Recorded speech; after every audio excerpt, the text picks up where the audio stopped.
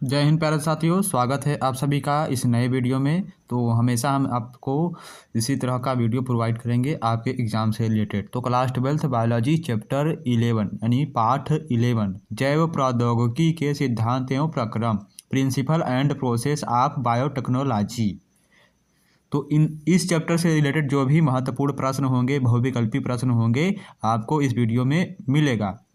और इस वीडियो को आप पीडीएफ आपको हमारे टेलीग्राम चैनल में मिल जाएगा, आप वहां से जाकर ज्वाइन होइए। तो आप प्रीवियस ईयर के, यदि आपका बोर्ड एग्जाम है तो आप प्रीवियस ईयर के पेपर को तैयार कीजिए। तो हमारा पर्पस केवल बोर्ड एग्जाम वालों के लिए ही नहीं है। यह वीडियो आपके जो railway group D exam, SSC GD और जो आरपीएफ के एग्ज़ाम हो रहे हैं, उन सभी के एग्ज़ाम में यह वीडियो काम आएगा। यदि आप एक बार इसको देख लेते हैं, इस पीडीएफ को पढ़ लेते हैं, तो कुछ जानकारी आपको इसमें हो जाएगी चैप्टर से रिलेटेड। तो चलिए वीडियो को शुरू करते हैं। तो यहाँ पर पहला क्वेश्चन बहुविकल्पी का दिख रहा है कि आनुवांशिक इंजीनियरिंग यानी जेनेटिक इंजीनियरिंग के प्रयोगों में निम्नलिखित में सर्वाधिक उपयोगी बैक्टीरिया कौन सी है। तो ऑप्शन नंबर ए एशेरिकिया तथा एग्रोबैक्टीरियम है। ऑप्शन नंबर ए बिल्कुल सही है। नेक्स्ट, डीएनए फिंगरप्रिंटिंग का आधार है। तो डीएनए फिंगरप्रिंटिंग का आधार क्या है, यह वाला क्वेश्चन आपको हमने शायद चैप्टर 1 या 2 में बताया था। डीएनए फिंगरप्रिंटिंग का आधार क्या है, डीएनए फिंगरप्रिंटिंग का क्या आधार है। तो ऑप्शन नंबर कौन सा सही है इसका, ऑप्शन नंबर सी इसका सही आंसर है। Restriction fragment length polymorphism RFLP का पाया जाना, यानी कि आरएफएलपी का पाया जाना, यह फुल फॉर्म है इसका। नेक्स्ट है, जेनेटिक इंजीनियरिंग में निम्नलिखित में से किसकी स्वाभाविक खोज के कारण उन्नति हुई थी। किसकी स्वाभाविक खोज के कारण उन्नति हुई थी। तो जो हमारा रेस्ट्रिक्शन है एंटोन्यूक्लियज के कारण जो संभावित खोज की उन्नति हुई थी। ऑप्शन नंबर 20 का सही आंसर है। नेक्स्ट प्रश्न है हमारा, निम्न में से कौन जेनेटिक इंजीनियरिंग से संबंधित संरचना है। जेनेटिक इंजीनियरिंग से संबंधित संरचना है। तो ऑप्शन नंबर चौथा क्या है इसका राइट आंसर है, ऑप्शन नंबर चौथे का ए रेस्ट्रिक्शन एंडोन्यूक्लियज है। तो आप सभी के बोर्ड एग्जाम के जो प्रयोगात्मक कार्य हैं, आपके स्कूलों पर जो टीचर्स होते हैं, बाहरी टीचर होते हैं, लगभग पहुंच चुके हैं। नोटिस हमने देखा था। तो आपका जो प्रयोगात्मक कार्य है, जो प्रयोग है, वो स्टार्ट हो जाएगा। यानी कि जो आपको चार्ट में मिला होगा, जो आपके क्लास टीचर या जो आपको आदेश मिला होगा बनाने के लिए चार्ट पेपर में, उसी में से ही जो एग्जामिनर होंगे, प्रयोगात्मक कार्य वाले जो एग्जामिनर होंगे, आपको उसी में से पूछेंगे। थोड़ा बहुत इधर उधर के भी क्वेश्चन पूछ सकते हैं। तो चौथा प्रश्न यहाँ पर, पाँचवा प्रश्न यहाँ पर दिया गया है, डीएनए के रासायनिक चाकू आणविक कैंचियां हैं, इनमें से डीएनए के रासायनिक चाकू आणविक कैंचियां कौन सी है। तो पाँचवें का राइट आंसर है ऑप्शन नंबर सी एंडोन्यूक्लियज है। यह ट्रांसपोजेबल जीन की सर्वप्रथम खोज किसने की थी। ट्रांसपोजेबल जीन की खोज सर्वप्रथम किसने की थी, यानी कि कहाँ पर हुई थी। यहाँ पर खोज हुई थी तो मक्का में हुई थी। मक्का मदीना बहुत दूर है। नेक्स्ट है, जीनी अभियांत्रिकी में डीएनए के खंड जुड़ते हैं। तो डीएनए के खंड जुड़ते हैं, सातवें का राइट आंसर है ऑप्शन नंबर बी लाइगेज के द्वारा जुड़ते हैं। नेक्स्ट है, किसकी खोज से जीनी अभियांत्रिकी में डीएनए का मैनिपुलेशन संभव हुआ था। आठवें का राइट आंसर है रिस्ट्रिक्शन एंडोन्यूक्लियज के कारण हुआ था। जेनेटिक इंजीनियरिंग में पुनर्योज का अर्थ क्या है। रॉम्बिनेंट डीएनए का क्या अर्थ है। तो 9वें का राइट आंसर है बी ऑप्शन, डीएनए का वह भाग जो विदेशी डीएनए से जुड़ा होता है, उसे हम क्या कहते हैं, उसे हम यह रिकॉम्बिनेट डीएनए कहते हैं। नेक्स्ट प्रश्न है कि वायरस की अनुपस्थिति में न होने वाली प्रक्रिया कौन सी है। 10वें का राइट आंसर है option number D transduction. Virus की अनुपस्थिति में न होने वाली प्रक्रिया को हम ट्रांसडक्शन कहते हैं। डी ऑप्शन यहाँ पर सही है। चलिए आगे प्रश्न की तरफ बढ़ते हैं हम। चलिए नेक्स्ट प्रश्न हमारा दिया गया है, कि ANDI है, तो ANDI क्या है? ANDI जो है एक प्रकार का क्लोन बंदर है। क्या है? क्लोन बंदर है। नेक्स्ट प्रश्न है हमारा, cDNA बनाया जा सकता है, तो cDNA किसके माध्यम से बनाया जा सकता है, किसके द्वारा बनाया जा सकता है? ऑप्शन नंबर सी, RNA आधारित DNA पॉलीमरेज के द्वारा बनाया जा सकता है cDNA। निम्न में से कौन सा एंजाइम DNA अणुओं को टुकड़ों में बांटने के लिए प्रयोग किया जाता है? अणुओं को टुकड़ों में बांटने के लिए प्रयोग किया जाता है। तो ऑप्शन नंबर इसका कौन सा सही है? 13 का राइट आंसर है ऑप्शन नंबर डी, रिस्ट्रक्शन एंडोन्यूक्लियेज है। ऑप्शन नंबर डी इसका राइट आंसर है। दिया है प्लामिज्ड, क्या दिया है? प्लामिज्ड है। तो प्लामिज्ड क्या है? तो यह एक प्रकार का 14वें का राइट आंसर है, डबल स्टैंडर्ड सर्कुलर DNA है। डबल स्टैंडर्ड सर्कुलर है प्लामिज्ड। जीनी अभियांत्रिकी में सामान्य रूप से प्रयोग में लाए जाने वाले एंजाइम्स का क्या नाम है? एंजाइम्स का क्या नाम है? रिस्ट्रक्शन एंडोन्यूक्लियेज और लाइगेज नाम है। ऑप्शन नंबर ए बिल्कुल सही है। ट्रांसक्रिप्शन के समय DNA का वह भाग जिस पर RNA पॉलीमरेज से जुड़ता है वह क्या कहलाता है? ऑप्शन नंबर इसका राइट आंसर है डी ऑप्शन, प्रोमोटर कहलाता है। क्या? प्रोमोटर कहलाता है। निम्न में से समानार्थी शब्द के जोड़े हैं, इनमें से कौन समानार्थी शब्द के जोड़े हैं? तो option number A, DNA fingerprinting, DNA profiling. आगे का प्रश्न हमारा दिया गया है, क्वेश्चन नंबर 18 में दिया है, इनमें से किन कोशिकाओं, यानी सेल, कोशिका का मतलब होता है सेल, सेल आपको एक्सेल में भी देखने को मिलेगा सेल। इनमें से किस कोशिकाओं का उपयोग संसार की पहली क्लोन भेड़ डाली के निर्माण के लिए किया गया था? पहली क्लोन भेड़ डाली के निर्माण के लिए किया गया था। इसका राइट आंसर है ऑप्शन नंबर सी, उदर कोशिकाओं के लिए किया गया था। DNA फिंगरप्रिंटिंग है। DNA फिंगरप्रिंटिंग क्या है? तो DNA के विभिन्न नमूनों के आणविक विश्लेषण के लिए प्रयोग में लाई जाने वाली तकनीक को हम DNA फिंगरप्रिंटिंग कहते हैं। नेक्स्ट प्रश्न है, ट्रांसजीनिक्स में टारगेट शिशु में ट्रांसजीन की अभिव्यक्ति निर्धारित होती है, तो किसके द्वारा निर्धारित होती है? ऑप्शन नंबर सी, प्रमोटर के द्वारा निर्धारित होती है। नेक्स्ट प्रश्न है हमारा, बीटी कपास में बीटी का अर्थ क्या होता है? बीटी कपास में बीटी का अर्थ होता है बेसिलस यूरिनजिएंसिस की एंटोटॉक्सिन युक्त जीन सहित कपास।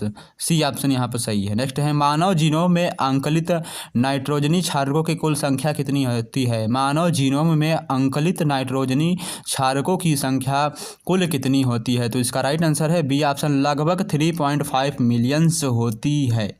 आगे बढ़ते हैं हम। तो आगे का हमारा प्रश्न है, यहाँ पर दिया है, जीवाणुओं के भीतर आनुवांशिकी इंजीनियरिंग द्वारा किसी मानव प्रोटीन को पैदा कराया जा सकता है, क्योंकि क्या होते हैं? क्योंकि आनुवांशिक कोड सर्वाधिक होता है, या जीवाणु कोशिका में RNA संबंधित अभिक्रियाएं संपन्न होती हैं। तो इनमें से, इन चारों ऑप्शनों में से इसका राइट आंसर क्या होगा? तो इसका राइट आंसर है ऑप्शन नंबर ए, आनुवांशिक कूट सर्वाधिक होता नहीं, अधिक होता है। नेक्स्ट है, टीलोमरेज एंजाइम है। टीलोमरेज एंजाइम्स क्या है? इसका राइट आंसर है ऑप्शन नंबर बी, राइबोन्यूक्लियो प्रोटीन होता है यह एक प्रकार का। नेक्स्ट प्रश्न है, जीनी इंजीनियरिंग के 2 महत्वपूर्ण सूक्ष्मजीवी कौन से हैं? तो ऑप्शन नंबर डी, एस्चेरिचिया है, एस्चेरिचिया कोलाई एवं एग्रोबैक्टीरियम ट्यूमीफेसियंस है। तो डी ऑप्शन यहाँ पर सही है। चलिए अब आपको हम जो इस चैप्टर से रिलेटेड, चैप्टर नंबर 11 से रिलेटेड जो महत्वपूर्ण प्रश्न हैं उनको बताते हैं। तो हमारे महत्वपूर्ण प्रश्न में पहला खंड जो आता है, तो पहला खंड तो वैसे तो आता है अति लघु, तो हम यहाँ से शुरुआत करते हैं। तो पहला हमारे हिसाब से खंड विस्तृत उत्तरी है इसमें वीडियो में। तो विस्तृत उत्तरी का मतलब होता है दीर्घ उत्तरीय प्रश्न, यानी लॉन्ग क्वेश्चन, जो कि 2.5 से 3 से 4 पेज का होता है। तो पहला क्वेश्चन है, इंपॉर्टेंट क्वेश्चन है, जैव, देखिए यह यूपी बोर्ड 2014-16 में आया हुआ प्रश्न है। तो पहला प्रश्न, जैव प्रौद्योगिकी क्या है? पहला क्वेश्चन पूछता है जैव प्रौद्योगिकी क्या है या किसे कहते हैं? जैव प्रौद्योगिकी के सिद्धांत एवं उपयोगों का वर्णन कीजिए। नेक्स्ट प्रश्न है जैव प्रौद्योगिकी को समझाइए।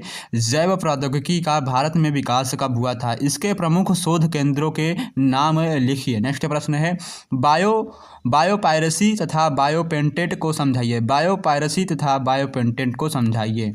नेक्स्ट, जीनी अभियांत्रिकी से आप क्या समझते हैं? मनुष्य को लाभ पहुंचाने के लिए विभिन्न क्षेत्रों में इसके प्रयोग का उदाहरण सहित वर्णन कीजिए। नेक्स्ट प्रश्न है पुनर्संयोजित डीएनए की तकनीकी में भाग लेने वाले प्रमुख पदों स्टेप का उल्लेख कीजिए तथा मनुष्य के लिए लाभदायक इसके 2 उपयोग लिखिए। तो इन 5 प्रश्नों में से हमें यह 2 प्रश्न इंपॉर्टेंट लग रहा है। चलिए आगे प्रश्न देखते हैं हम। तो आगे प्रश्न हमारा आता है खंड ब में लघु उत्तरीय प्रश्न, यह है लॉन्ग आंसर टाइप क्वेश्चन। तो पहला प्रश्न है जीनी इंजीनियरिंग के 2 अनुप्रयोग या कोई अनुप्रयोग बताइए। दूसरा प्रश्न है टिप्पणी लिखना है, निम्नलिखित पर टिप्पणी लिखिए। तो आरएनए पुनर्संयोजन तकनीकी पर टिप्पणी लिखना है। दूसरा है ब अनुवांशिकी अभियांत्रिकी पर टिप्पणी लिखना है। नेक्स्ट प्रश्न है कि प्लामिड्स क्या होते हैं और कहाँ पाए जाते हैं, इनका उपयोग बताइए। नेक्स्ट प्रश्न है हमारा जीनी अभियांत्रिकी द्वारा किन किन प्रमुख पदार्थों का औद्योगिक स्तर पर उत्पादन किया जाता है। चलिए आगे बढ़ते हैं हम। आगे हमारा प्रश्न आता है अति लघु उत्तरीय प्रश्न, जिसमें आपको आंसर भी मिलेगा। तो अति लघु उत्तरीय प्रश्न में पहला प्रश्न हमारा दिया गया है कि यह पारजीवी जीवाणु से क्या तात्पर्य है? पारजीवी जीवाणु से क्या तात्पर्य है? तो उत्तर क्या है? ऐसे जीव जिनके डीएनए के परिचालन द्वारा एक आंतरिक यानी विदेशी जीन व्यवस्थित होता है, यह जीन अपना लक्षण व्यक्त करता है, उसे पारजीवी जीव कहते हैं। नेक्स्ट प्रश्न है तृतीय यानी थर्ड जनरेशन वैक्सीन से क्या अभिप्राय है? थर्ड जनरेशन वैक्सीन से क्या अभिप्राय है? उत्तर क्या है? संश्लेषित वैक्सीन जिसमें शुद्धता एवं विविधता संश्लेषित वैक्सीन जिसमें शुद्धता एवं विभवता की उच्च क्षमता होती है। यह प्रोटीन्स से क्या तात्पर्य है? इन्हें पैदा करने वाले जीव का क्या नाम है? Cry proteins. तो क्राई प्रोटीन एक विषाक्त जीन है जो क्राई जीन द्वारा कोड की जाती है। क्राई जीन बेसिलस यूरिनिंजियंस द्वारा निर्मित होती है। नेक्स्ट है गोल्डन राइस सुनहरा चावल क्या है? गोल्डन राइस सुनहरा चावल क्या है? तो उत्तर क्या है? गोल्डन राइस यानी आनुवांशिक रूप से अभियांत्रिक चावल है जो विटामिन ए से भरपूर होता है। नेक्स्ट प्रश्न हमारा मानव इंसुलिन में निर्माण के किस जीव का उपयोग करते हैं? मानव इंसुलिन के निर्माण में किस जीव का उपयोग करते हैं? ट्रांसजेनिक जीवाणु का उपयोग करते हैं। इंसुलिन की 2 छोटी पॉलीपेप्टाइड श्रृंखलाएं किस प्रकार जुड़ी रहती हैं? तो इंसुलिन की जो पॉलीपेप्टाइड श्रृंखला होती है वह श्रृंखला ए तथा श्रृंखला बी डाइल्स फ्लाइड सेतु द्वारा जुड़ी रहती हैं। नेक्स्ट प्रश्न है पारजीवी जंतु से क्या अभिप्राय है? ऐसे जंतु जिनका डीएनए विदेशी डीएनए फॉरजिन डीएनए को ग्रहण करता है उसे हम पारजीवी जंतु कहते हैं। नेक्स्ट प्रश्न है आनुवांशिक रूपांतरित जीव से क्या तात्पर्य है? तो उत्तर क्या है हमारा?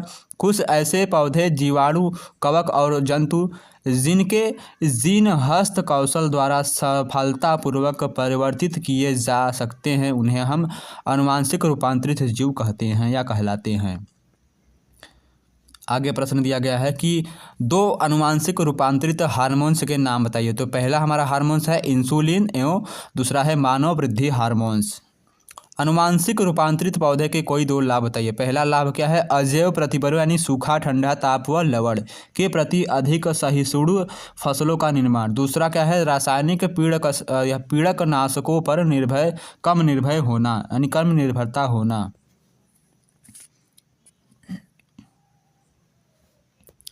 नेक्स्ट है ट्रांसजीन अभिव्यक्ति किसके द्वारा प्राप्त होती है? तो पहला क्या है? एक उन्नत जैव संश्लेषण मार्ग का विकास करके। दूसरा अपनी रुचि का फिनोटाइप स्वयं एक प्रोटीन उत्पन्न करके करती हैं। तीसरा है एक देशी जीन के प्रदर्शन को बाधित यानी रोककर करती है। नेक्स्ट टॉक्सिन बीटी को कोड करने में सक्षम जीन का क्या नाम है? तो उत्तर क्या है? जीन क्राई टॉक्सिन बीटी को कोड करने में सक्षम होती है। क्राई से क्या अभिप्राय है? तो उत्तर क्या है? बीटी जीव विष की कीट समूह बीटी जीव विष कीट समूह विशिष्टता पर निर्भर करते हैं। जीव विष जिस जीन पर कूटबद्ध होते हैं उसे क्राई कहते हैं। कपास के जीन का नाम बताइए जो वालवर्म व कार्नबोरर को नियंत्रित करता है। तो कपास के वालवर्म को क्राई IA जीन तथा क्राई IIAB तथा कार्नबोरर को क्राई IAB जीन के द्वारा नियंत्रित किया जाता है।